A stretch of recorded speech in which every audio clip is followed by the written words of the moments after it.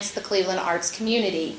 In so doing, we need to host monthly Artists Here Partnership member meetings that gather artists of all disciplines, create opportunities for shared learning, and discuss issues facing the Cleveland arts community. We need to actively promote participation in the Artist Registry, which is on our website. We need to, as well, articulate the value of membership. If you go back one, I think. Oh, no? Okay. I'm going to finish up convene. So yeah, we need to articulate the value of membership in the Artists Here Partnership and increase the number of active members. And then we need to provide monthly or quarterly city planning reports for members, summarizing the activities and progress related to community development and its impact on the Cleveland arts community. Okay, nurture. So for nurture, we need to nurture a collaborative and inclusive ecosystem of arts and culture in Cleveland, Tennessee. The way we need to do this is to identify the barriers to arts access for underrepresented communities through thoughtful conversations and self-reflection. We need to work toward authentic, reciprocal relationship building and partnerships with underrepresented artist communities. We need to engage artists of all backgrounds and create an environment of mutual respect and shared learning. We need to engage in the planning process and advocate for artists, creatives, and arts and cultural organizations having a seat at the table in business, civic planning, and decision making to ensure that all voices are heard and have a role in shaping our community. In order to do this, the Artists Here Partnership needs to serve as a liaison between city leaders and the arts community by facilitating strategic meetings to discuss plans and policies that will impact the arts community. We need to encourage cross-sector collaboration through professional training and education for all artists and business professionals.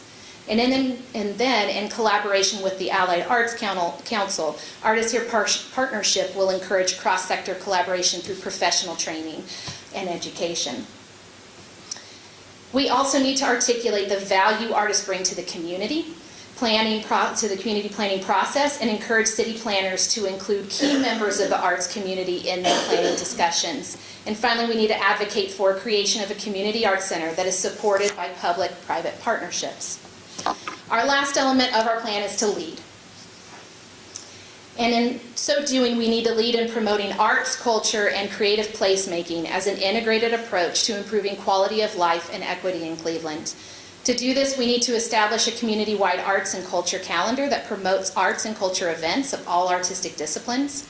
We need to proactively seek out opportunities for partnership with other arts organizations and cultural tourism initiatives that improves the quality of life for all Cleveland residents.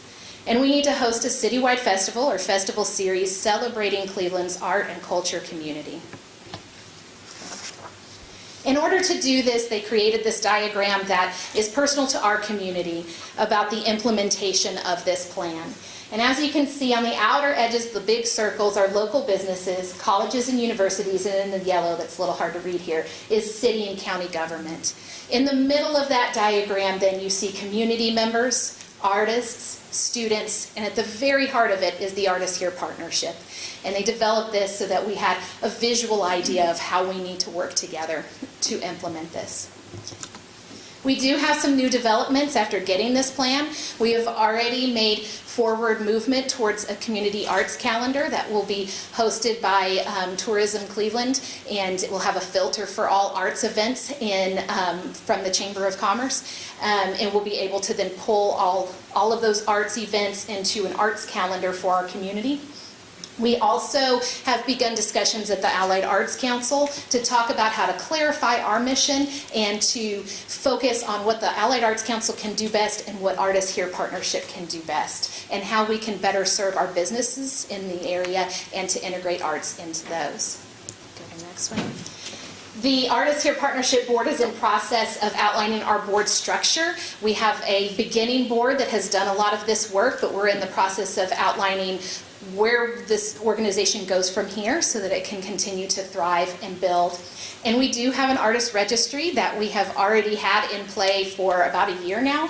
And we have artists who have already loaded their information so that then those in our community who are looking for a musician or an actor or a singer can find those people on that artist registry. And that is at our website, which is artistheretn.com. So that is the Community Arts Plan. I have cards with that website and also a one sheet that we would like to share with you. You can take home and read as you're going to sleep tonight. The one sheet summarizes and makes bullet points of the concise information that Chris presented in whole. That one sheet will help you to recall and understand the points that she brought out. Thank you, Melissa. Commissioners, the thing is, we've been outdone by other cities and small towns in Tennessee when it comes to the area of arts and performance venues. Early on, we did some research about other communities in Tennessee of similar size and similar population and similar wealth, and we determined that we don't measure up. We just missed it. Think about Athens and the Jam Theater, which came about with the donation of the theater itself from the county government. Think about Etowah and how they capitalize on that beautiful old depot. Etowah even has its own Etowah Arts Commission as a governmental body. If you're familiar with this economic study that Chris referenced, it was completed a few years back, and it gives in no uncertain terms facts and figures that the arts mean business. The arts mean more business. The arts mean dollars. Dollars for creative places, for galleries, for the art showings, for theatrical presentations, for the orchestra and the Pops performance spaces. And if you have not heard the orchestra that now is thriving in Cleveland, Tennessee, you've missed a treat, because we have an incredible conductor and those folks, all musicians, and they do a marvelous job. The theater performances that are produced here, all of those things need a home. At a pre-COVID theater performance at the Tivoli in Chattanooga, went down there on a Friday night, and during intermission, you know, they bring the house lights up, and I started looking around, and there, and there, and there, and there, and there, and there, and there, and there, and there. Cleveland folks, they all bought tickets for the Tivoli performance. They all had dinner out dollars spent in Hamilton County. Likely some of them bought gas. Dollars that went to Hamilton County that should be here because they come from Cleveland and Bradley County families and restaurants, families and citizens. And there's more. The impact of the arts is undeniable as it enriches the lives of students, as it creates empathy and understanding in all of us, as it enlivens the worship centers and sanctuaries all across our county, as it gives depth and dimension to any community that makes a way or makes a place for the arts. That is our ultimate goal. We're taking lots of smaller steps. We were able to get the grant and create the study, and there are a million steps yet to be taken, but that is our ultimate goal. Cleveland, Tennessee needs a performing arts venue. It is time. There are many steps yet to take, much planning to be done, but we come tonight asking for 3 specific things. And there are not really any dollars attached, so relax, okay? Number 1, through the work that we have done thus far in the past 2 years, we just began in winter of 19.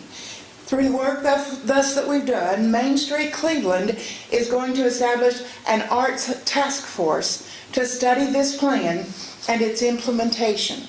We're asking that the Bradley County Commission appoint a representative to serve on this task force and to give impact and voice as we move forward in this endeavor. Number 2, we are asking that you adopt this community arts plan for the county as a first step toward making a difference in the arts situation in Bradley County. We're asking for, number 3, we're asking for a storage or studio space that could be made available to our artists here, volunteers, to have a public home base for working out of, for storing theatrical seating and staging, and for storage or possible rehearsal of concert instrumentation.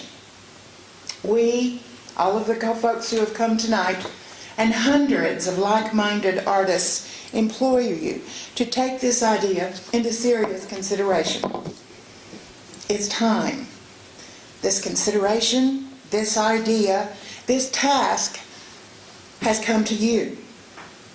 We stand ready to assist, to help, to work, to run, to walk, or to crawl to see this spark become a reality. Your grandchildren's grandchildren will thank you. Commissioners, it's just time. It's your piece of the puzzle. This has come to you. It's time. I thank you for your time tonight, and I want to say, do you have any questions that we could answer, myself or any of our group? I don't have any questions. I see questions on your faces. Actually, I would like to get a copy of that, as much information as I can get. Within the week, we'll get it to you. Thank you. I think that Yes, would sir. help a whole lot. And it is online at artistheretn.com. Yes, if I can get that information correct. Commissioner Blake. Thank you, Mr. Chairman. Thank you, Connie. I appreciate your presentation. Just a real quick question. You had, I guess, this consulting firm do this. Was there any big surprises or anything that just totally caught you off guard on what they presented back to you? Not that comes to my mind right now. We've all known about this lack of a space, a creative venue space for performances, for galleries, for workshops, for gift sales. Does anyone else have a comment to answer Mr. Blake's question? I would say perhaps the underrepresentation. I think when we heard it, we all said, yeah, I can understand that is a problem that we face. But there was a very strong perception that the arts and culture in Cleveland did not serve all of the citizens in the area. And I'll add to that, that I think it surprised me, I think, Thank you. You're loud, Melissa, but Melissa Woody. I know, I'm projecting as an actor. We need to get you on tape. Yeah. I think that it was surprising to me, for those of us who tire and exhaustively present programs all through the year, that people didn't think there was enough programming. And I think that part of that is because there's no headquarters to do that from. And so when you go to Bradley's Auditorium and have a play, or Cleveland State's Lecture Hall, where the backstage is about as big as this podium right here, and have a play, and then have a concert here at this place, and it's all kind of fragmented, and people think that they're at a school play, or people think that they're just at a school concert, when it's really your fellow citizens that are putting these things on as amateur actors or an orchestra in town. So it just doesn't feel that way, though. You can go to Etowah and go to dinner and a show and feel all grown up.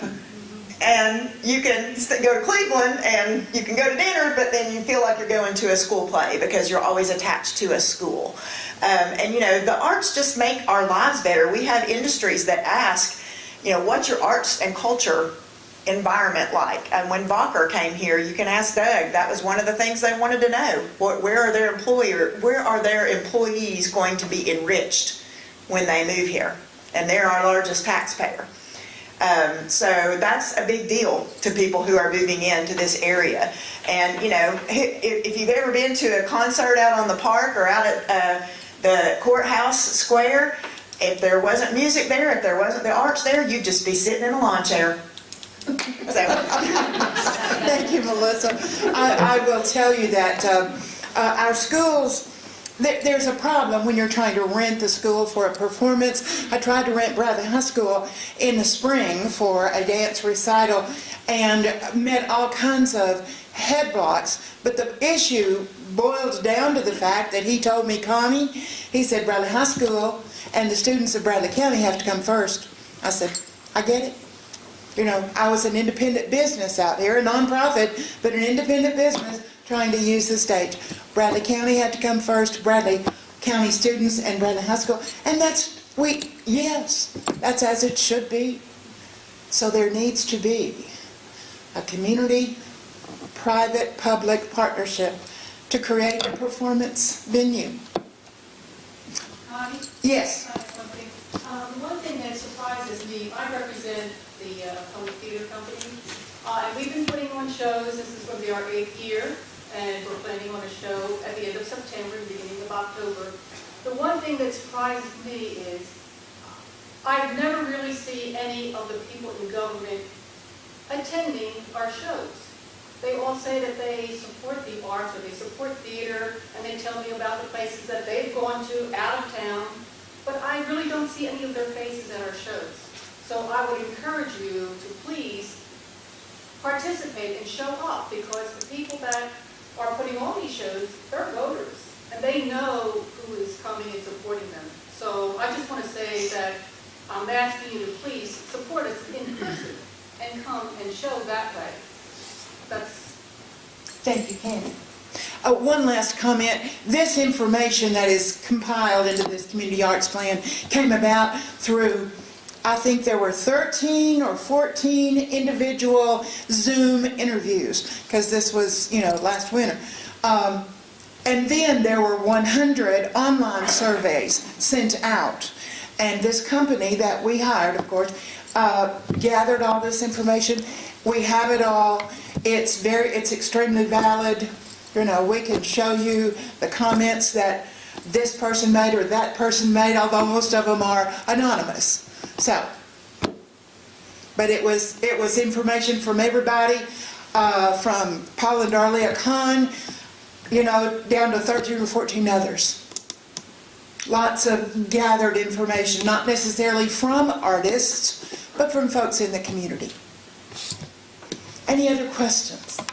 If you could give me that information, I surely will. distribute the rest of the commissioners. Thank you, sir. You're very welcome. Thank you all for it. Yes, sir, please, Dennis. What kind of venue do you imagine seeing, and maybe a location of that would be? We've been having a lot of fun driving around Cleveland and looking at empty buildings. There are a number.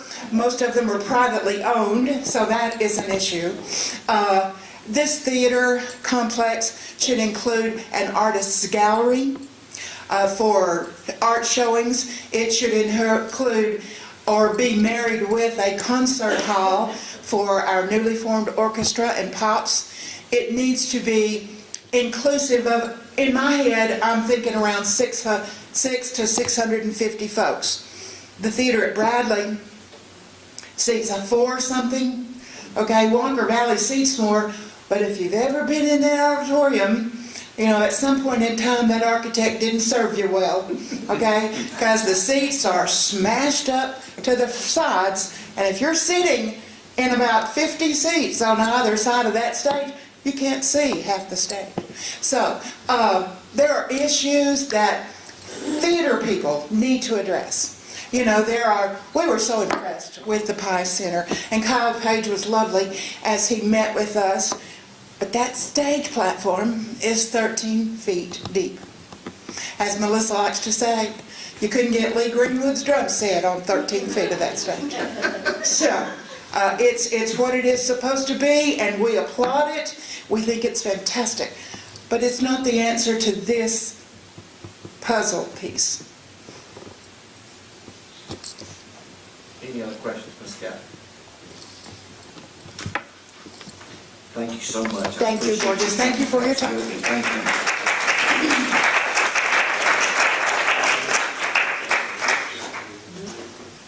All right, this time, communication from the audience. If you'd like to speak before the commission, come up and state your name and address, and you'll have 5 minutes. Anyone want to speak before the commission? Going first. Yes, come on up here. pleasure, sir. State your name and address, sir. Hello, my name's Ken Cole, and presently I'm living at 160 Starlet Circle, Cleveland. And, but I've been building a house since 2014. Back in 2014, picked up a real estate magazine and saw this 9 lots and a house. It was Wayfair Drive. So the realtor and I went out, looked at the property, and the road was a driveway, and the 9 lots going up through there had no road at all. And we got to looking at that, and so the first thing we did was we went to the road department, because we found out that Wayfair Drive was originally slated to go from Dixie Court all the way to Dalton Pike. I'm not sure when it was discovered, but I think it was the 911 people figured out that that road did not go through, and they finally approached Mr. Nipper, who has the horse barn next to the golf course up there, and he decided to name it Nipper Drive. Well, there's a line right there. Well, here I come along, buying 9 lots and a house. After I had talked to the county road department, we had a meeting there, and that was back in February the 4th of 2014. So it's been a while. I presented my proposal. They liked the idea. For one, it cut a lot of lots out on a road that they were responsible for that was not there. So my proposal was to develop, have them to come in and fix this, the first part of it, the first 200 feet, and go back another, I think it's 300 feet. And I would take 3 lots and cut those lot lines all the way back to where Nipper Drive comes across, so they wouldn't have to fool with that. And they agreed to do that road. Well, then we had to do a bunch of other things. One, I had to get a survey, do a re-subdivision of the plat, get everybody to sign off on it, and then get water put on the property. And so, talking with Cleveland Utilities and the water department, $6,400 later, I had a 2-inch water line up there. So, and the county had started that road. Basically what they did, they cut the trees so the Cleveland Utilities could get up there and put the water line in. Well, this rocked on for close to 2 years to get this thing done. And finally, well, they come up and work on it a little bit and then they leave, come up. And this went on forever. We had numerous meetings with, what's her name? Ms. Knight. Miss Knight. And it's just going slowly. And then finally, what the agreement was she was concerned about being in the winter to pave the road. And I told her, we're going to build about 3 or 4 houses up there. And I said, I recommended, and she did too, gravel the road, get the road bed in, and as soon as you get, you know, the major construction done, that they would come up and pave it. Well, that's where we are today. This road it's got issues, it's got water problems, it's slated in the wrong direction. In fact, I never saw an instrument up there the whole time I was up there. In fact, I provided the survey for the center line of the road, and that kind of got missed too. But anyway, it rocked on and rocked on. We've been to meeting after meeting. We now have, these folks have a new house. I have the original house. He has the original house. We were building a house, and there's another young couple here that just bought a house. So we put about $800,000 up there, with the exception, you know, or the expectation of that the county would pave a road. That's all we wanted. We're not looking for an interstate. We're not looking for a road that the county would hold to any developer, as far as the curbing, the sidewalks and all, you know all that stuff. We don't need to go into that. We just want a nice paved road, and we want it widened. It was they messed up the width. It's a 40-foot right-of-way, and it was slated for a 20-foot road. The first part of the road is about 10 feet. It's an old driveway, and then it goes back to gravel. And we're just trying to get it done. And I've heard, quite frankly, money issues from Miss Knight, this, that, and everything else, but nothing happens. Then COVID hit, and so now we're back at it. What can we do, gentlemen and ladies? Can you tell me, Mr. Cole, when's the last time that you met with the road department, that group? Last time anything was? It was in 2019. 2019? Yes. I don't know if any commissioners remember anything about that. I do know that at the time of the original meeting, Mr. Rominger was there, Charlotte Pete Jones was there, Tom Collins was there, of course, the county engineer, Sandra Knight, was there. Now, this was when she had been, I think, elected and was about to take office. Yes. Okay. And then Captain Campbell, Varnell Beatty, myself, Commissioner Mel Griffith, Commissioner Terry Kaywood, Bob Combe, Mary Norton, who is my realtor, Howard Thompson, and Gary Beatty was in that meeting. So, I just don't know what to do at this point, and none of us do. I know that was prior to this commission, because you're saying some names there that I know. Yeah, I didn't see a lot of them here. Before that. So my suggestion, Tim Mason, he's the road committee chair. Okay. He takes that, put it on the agenda for a road department meeting with that. You guys come, he'll get with you and get your number, and we'll set up a meeting, and we'll start from there, and we'll pull back what we can find of these old minutes, and pull back those and go from there and see what we can do. Well, the last rumor that I got was that it never was really voted on by the whole commission, although everything had been approved and everything. So and with COVID, of course, nothing was happening. Right. So we just kind of let it lie for a while. Appreciate That would it. be my suggestion. Any other Okay. commissioners? I got pull some minutes. Yeah, we'll pull some minutes. Appreciate it. Yeah, absolutely. Yes, sir, come on up.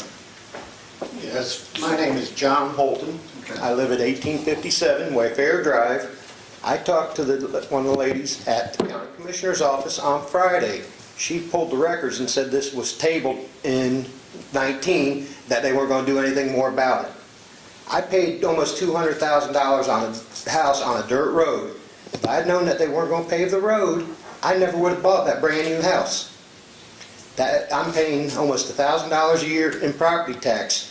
My people around me, I don't think are paying that kind of money on their property taxes, and I live on a dirt road. That's a little bit ridiculous, paying that kind of money for a new house and taxes when people that their houses might be a little bit older, but they're on a paved road. I'm not. That's where my issue comes in. And to me, that depreciates the value of the property. And my taxes went up this year and didn't really get anything in the mail about it. Thank you, sir. Anyone else want to speak before the commission?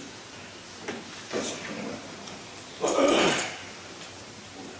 Same process, you just state your name and address, sir. My name's Gary Elaine. I probably don't need the mic. I live on 1847. I was the original house that I purchased from Ken Cole. I have 3 teenagers going down this 10-foot road. Okay? You know teenagers. You gotta pull over for everybody comes down the road. Have to. They're smart cars, 2 boys. They can't pull off the side of the road. My car can, hers can't, yours can't, yours can go anywhere. Yours can't, yours can't, realistically. You don't know you're coming down. If you've ever been on that road, it's very sharp. By the time you're already stuck, you're stuck going, okay, now what do I do? You back up, you have a chance of getting hit by another car coming across Dixie Court. It's unsafe. We need a wider road. It's got to get Does done. that road run right behind the golf Right, course? ninth hole, sir. Yes, I think right The ninth hole there. All right. is in front of my house. Okay. Okay. So that's all I gotta say. Thank you, sir. Thank you. Anyone else want to speak for the commission? Yes, ma'am. We'll come up and state your name and address, please. Good evening, my name is Jessica Hedgecock. I live at 153 Virgil Reimer Road, Northeast Cleveland. And tonight, I kind of speak in a similar tone. I'm trying to advocate for children. And what I want to, I guess, give to you, I apologize, I only have 4. But tonight I want to speak to you about the vaccine. I apologize, I'm going to have to share a little bit. And the reason why, I can get these to everyone else later. But I feel that this is so necessary to talk about this vaccine. And I speak to you as not only a concerned mother. I have a special needs child who has a hole in his heart. He was born with a tumor larger than his head. I know what it means to be afraid. I know what it means to give birth and be left alone because you're not allowed to have somebody there supporting you. I know that people are dying in different locations, and I have to say thank you for letting us have the town that we have, because in America, some places aren't like this. But I'm advocating for the children, because this vaccine is not a vaccine. It is not approved by the FDA. It is an experimental gene therapeutic procedure. It is not a vaccine. And what happens with this treatment? It can't even earn the name vaccine because it isn't. It will change these children's lives. I have different information in the packets for you. And there are some doctors that say, for every 1 child that died of COVID, 50 will die of this vaccine. And again, it's not a vaccine, it's experimental gene therapy. I ask you today to please look in the information that I have presented you with. There are lawsuits going around our nation from America's frontline doctors that are going and they're advocating on behalf of the children, saying this cannot be given to our children. The ovaries become inflamed and have rejection of the placenta, and they're thinking it can be permanent, which means we are talking about infertility in the next generation of our children. We're talking about the sterilization of little boys. These will be crimes against humanity. And what needs to be done is interposition, where we have the courage to rise up and do what is right and just, not in the eyes of man, but in the eyes of God. Because on one day, we will be held accountable. And the information is there, and it is scary, and it is so terrifying to say, you know what, Bradley County, we're not doing this. But I believe that each and every one of you was raised right. I believe that we all understand that our nation was one nation under God, and there was a reason for it. And I'm telling you, this vaccine, again, not a vaccine. People become dependent, so much so that they have to have continuous saline injections. People are having blood clotting. It's an acute problem after. And this so-called Delta variant, we need to be very careful calling it a new mutation, because all of these mutations have been 97 and 98 and 99% the same COVID that we've had for the past 15 years. COVID is not something new. It has been around, and I will tell you that I believe so much in this, and that what is going on in our local hospitals and our communities, again, they are crimes against humanity, so much so that we are in a legal battle because my child has lost all medical care. Because I have spoken up and said the truth. You cannot force people to get these vaccines, but we cannot even promote them. We have to take a stand and say, you know what, Bradley County, we're not going to allow people to go door to door and influence this jab because parents aren't being educated. We're being fed what the mainstream media is agenda wants you to believe. And if people aren't being given the truth and the real data and the real science, which is going to court, it is all there. There are lawsuits right there. If parents are not being given the truth, it's deceit. And these people are making decisions. These parents just want to care for their child and give them a safe road. These parents are being bred fear, and fear can cripple you. And I get it because I have a special needs child. But if you don't have the science and the truth, you will believe fear because it will cripple you. So I ask you to take this to heart. I will get you extra information. But we need to do what is right. And we need to ban door-to-door vaccine promotion. And we need to stop it, especially in under 18. It cannot even be allowed. It has not gone through experimental testing. It will be going into experimental testing until 2023. And we will keep being shut down in America, and our economy will, again, be hurt. We have to find the data before we're pushing this on our youth. Thank you very much. Thank you. I'll take this information and give it to other commissioners. Anybody else want to speak before the commission? Okay, that being said, announcements. Next meeting, voting session, Monday, August 2nd, at 7 o'clock here at the courthouse. Upcoming events, Finance Committee, August 2nd, 11:30 a.m. here at the courthouse. That's correct?